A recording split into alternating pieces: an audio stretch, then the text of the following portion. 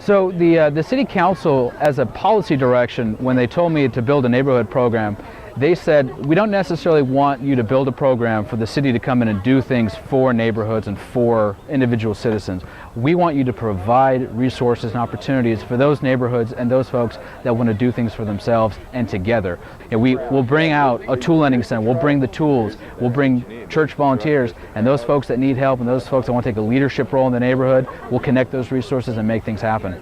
Well, we made a conscious decision several years ago that we needed to emphasize existing neighborhoods. The older neighborhoods especially, been around a while, and as neighborhoods age, just like anything else, some things start going into disrepair, and we wanted to start focusing on that. But this is the end result of some really good incremental planning over the years to make a plan become a reality. And what you're seeing today is the reality of good council planning, good community support, good community engagement, because all of this is only possible through a lot of work from a lot of people.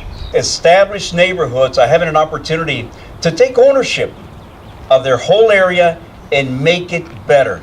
And ladies and gentlemen, that's what it's all about. It's continually taking things and making them better and better and better, because that's the type of community Round Rock is. No, I think that, a couple of years ago, the mayor had a vision for neighborhood revitalization to help some of our older neighborhoods, and I think this is just another step in that process. And so this just is putting our money where our mouth is, and that is to get this facility out there to help where, some of the people that don't have any of these tools that they might need to clean up the yard or cut some trees. And so now we have this available. And so it's just another process in that whole neighborhood revitalization. It's a community effort, most definitely. Oh, this means so much to the city and to the neighborhood. It's a huge partnership between private sector businesses like tree trimming and our local Home Depot, city resources from PD, Parks, Fleet, and then just folks in the neighborhood. The neighborhood association, their leadership, their volunteers, and also networking with local churches who are just so generous with their time and funds to help out on special projects with the downtown cleanup. One of the things that we believe is Jesus was alive today.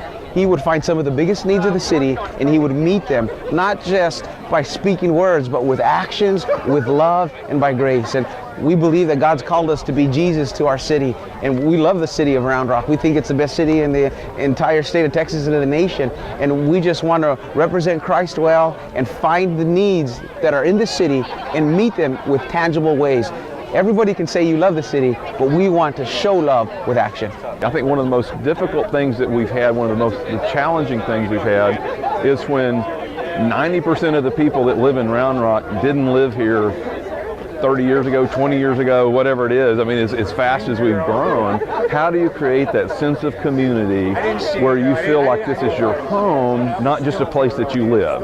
But we really set about trying to make an attachment to the community for the citizens, so they love it and they want to be part of it. Our local Home Depot has donated $6,250 worth of power tools, so that's lawnmowers, weed eaters, trimmers, blowers, and that was generously donated by Brent, our store manager there. I remember talking to Brent about this project from the very beginning. I said, hey, I've got an idea, it's called the Tool Lending Center, and he was on board from go. We talked about the project and what all was involved, and primarily was, they need a lot of tools, any kind of funding, anything that we could, put together from the Home Depot. Obviously sounded like a great idea.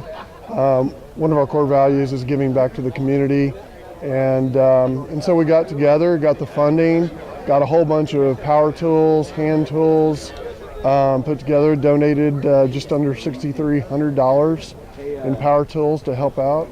Sounded like a good thing, so we jumped on board. Next, we also had very generous support from Legacy Tree Arbor Care.